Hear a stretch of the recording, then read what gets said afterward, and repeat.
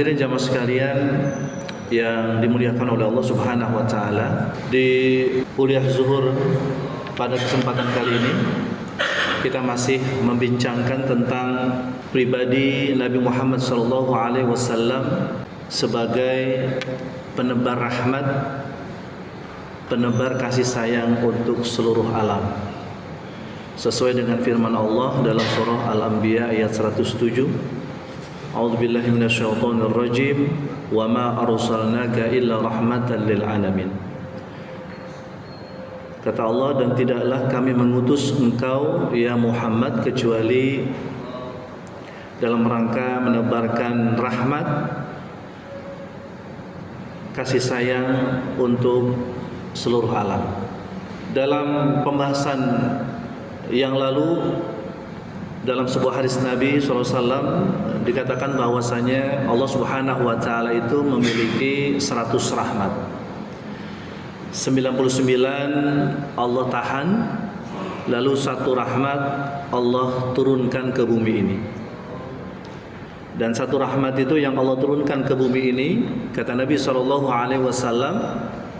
dengan satu rahmat saja manusia itu saling menyayangi, dan binatang buas pun itu tidak akan tega untuk memangsa anaknya sendiri.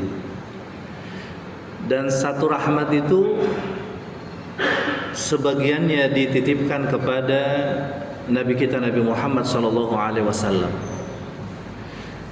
Dan tentu sifat rahmat kasih sayang Nabi SAW tidak hanya untuk beliau, tapi juga kita sebagai umatnya punya kewajiban untuk memiliki sifat ini, sifat berkasih sayang. Dan sifat ini juga perlu untuk kita sebarkan kepada seluruh makhluk Allah Subhanahu wa taala. Jadi meskipun salah satu misi Nabi kita itu adalah menebarkan rahmat, dan beliau adalah memang sosok pribadi yang sudah tidak diragukan lagi sifat kasih sayangnya. Dan ternyata sifat kasih sayangnya itu tidak hanya untuk orang-orang pada masanya, hadirin, tapi juga bahkan untuk umatnya yang beliau tidak bertatap muka atau tidak bertemu dengan umatnya. Namun Nabi SAW itu tetap menunjukkan bentuk perhatian dan kepeduliannya kepada umatnya. Hal ini misalnya dapat kita lihat di dalam firman Allah dalam surah At-Taubah ayat 128. Di sini digambarkan Nabi itu sebagai orang yang begitu sangat peduli perhatian kepada umatnya. Kata Allah, laqad ja'akum rasulun min anfusikum azizun 'alaihi ma 'anittum harisun 'alaikum bil mu'minina raufur rahim. Sungguh kata Allah, telah datang kepada kalian seorang rasul dari jenis atau kaum kalian yang berat terasa olehnya penderitaan atas apa yang kalian rasakan, ya. Artinya Nabi begitu sangat empati dan peduli, ya, terhadap umatnya. Dan juga beliau itu begitu sangat santun dan juga penyayang kepada manusia. Hadirin jamaah sekalian yang dirahmati Allah Subhanahu wa taala, Allah juga memberikan satu gambaran tentang sosok Nabi yang begitu sangat penyantun, kemudian penyayang dan peduli kepada umatnya. Allah berfirman tentang kepribadian Nabi. Kata Allah, "Fabima rahmati minallahi linsalahu, walau kunta faddan ghalidhal qalbi lan faddu min hawlik, fa'fu anhum wastaghfir lahum wasyawirhum fil amr, fa idza azamta fatawakkal 'ala Allah, innallaha yuhibbul mutawakkilin." Kata Allah, dan dengan sebab rahmat Allah, jadi Allah memberikan rahmat kepada Nabi Muhammad. Dengan sebab itulah kata Allah, engkau ya Muhammad berlaku lemah lembut kepada mereka, ya, kepada manusia. Jika seandainya engkau berhati kasar, maka tentu mereka akan menjauh darimu.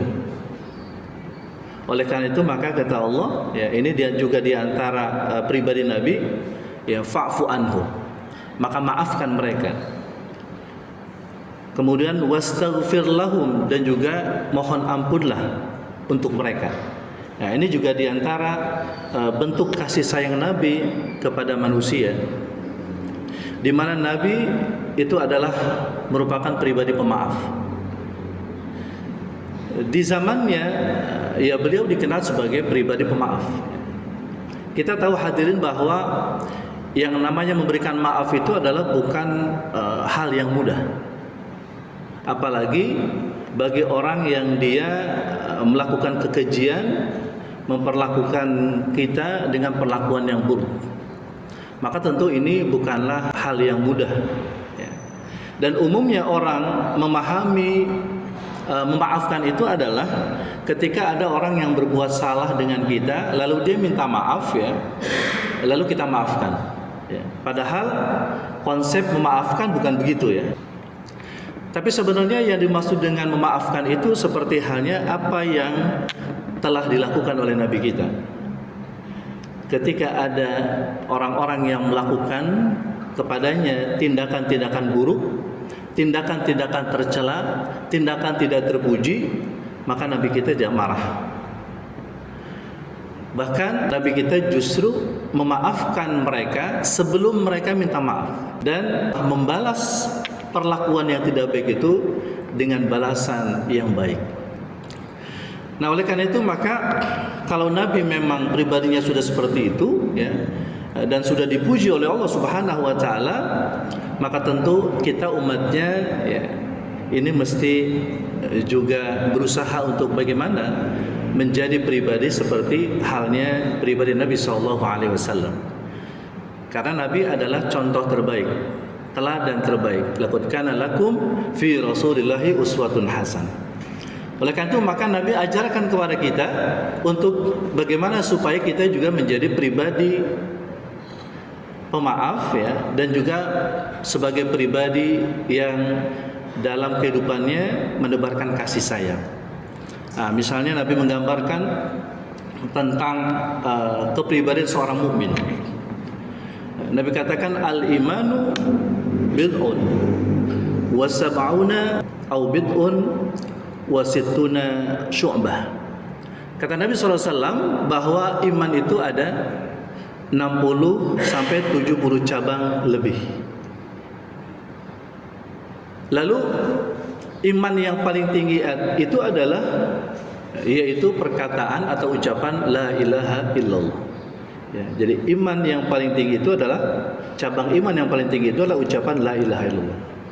Sementara iman yang paling rendah itu adalah kata Nabi imatatul adza anit thariq, yaitu menyingkirkan duri atau mungkin benda-benda yang tajam dari jalan.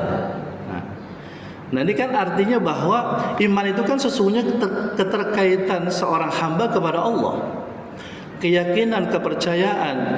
Ini kan artinya melangit. Tapi kemudian kenapa ternyata ada cabang iman itu justru membumi? Ini berkaitan dengan relasi sosial, hubungan sosial, ya, yaitu menyingkirkan duri di jalan. Bahkan kata Nabi, malu itu, ya, al-haya'u syu'batun minal iman. Malu itu adalah juga sebagian daripada iman atau cabang daripada iman. Nah, artinya bahwa iman seseorang itu tidak hanya berkaitan dengan hubungan kepada Tuhannya, tapi ternyata iman itu juga berimplikasi kepada hubungan sosial, yaitu dengan menghindari hal-hal yang buruk, ya, yang itu bisa terjadi pada orang lain. Nah, itu satu contoh. Kemudian juga dalam hadis yang lain, Nabi SAW juga memberikan satu contoh. Kita ini harus menjadi orang-orang yang menebarkan kasih sayang. Bahkan ketika orang tidak sengaja dia menanam, gitu kan, fala yaghrisul muslimu gharsan, ya. Tidaklah seorang muslim itu dia menanam, ya. fayakulu minhu, lalu kemudian apa yang ditanam itu kemudian dimakan, ya. Insanun oleh manusia, kemudian juga waladabah, ya, mungkin binatang, ya, melata, wala tairun, ya, atau juga burung-burung, ya. Dan tidaklah apa yang dia sudah tanam dan kemudian berbuah dimakan oleh manusia, oleh burung, oleh binatang-binatang itu, maka semua itu adalah sedekah baginya, berpahala luar biasa. Jadi bagi orang yang rajin menanam, apalagi tanaman yang berbuah, ya, tanaman buah, maka ketika buah itu dimakan oleh binatang, burung, manusia, maka itu sedekah baginya. Ya, inilah, ya, salah satu bentuk dari menebarkan kasih sayang.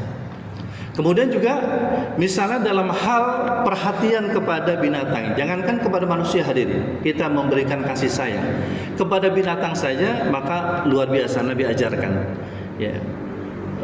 Kata Nabi SAW, dulu di zaman Bani Israel itu ada seorang wanita, ya, wanita yang tidak baik, gitu kan, artinya wanita pelacur. Ketika dia berjalan pada satu tempat, dia melihat ada seekor anjing sedang kehausan, sedang menjulur-julurkan lidahnya ke satu wadah, tapi nggak sampai, ya. Akhirnya kemudian dia inisiatif, dia ambil sepatunya, lalu kemudian dia ambil air, ya, dan diberikan minum kepada anjing itu. Dengan sebab itu Allah ampuni dosanya.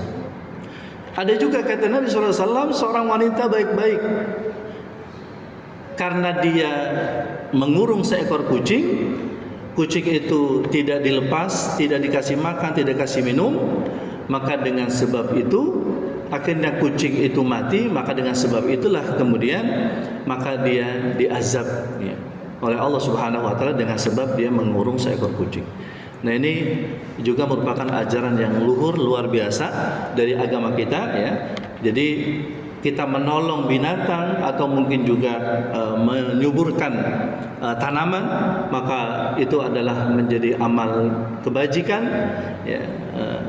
Dan kemudian kalau kita memperlakukan binatang dengan hal yang buruk, maka itu juga merupakan keburukan, ya. Dengan binatang, dengan tumbuh-tumbuhan, bahkan dengan alam selain manusia saja, kita disuruh untuk berbuat baik, kita disuruh untuk menebarkan kasih sayang, terlebih lagi kepada sesama manusia. Nah, inilah diantara pesan, ya, daripada ayat tadi, ya, yaitu wa ma arsalnaka illa rahmatan lil alamin. Tidak hanya Nabi sendiri menjadi penebar kasih sayang, tapi juga kita umatnya pun juga punya kewajiban untuk bagaimana kita juga menjadi pribadi-pribadi untuk menebarkan kasih sayang kepada alam ini.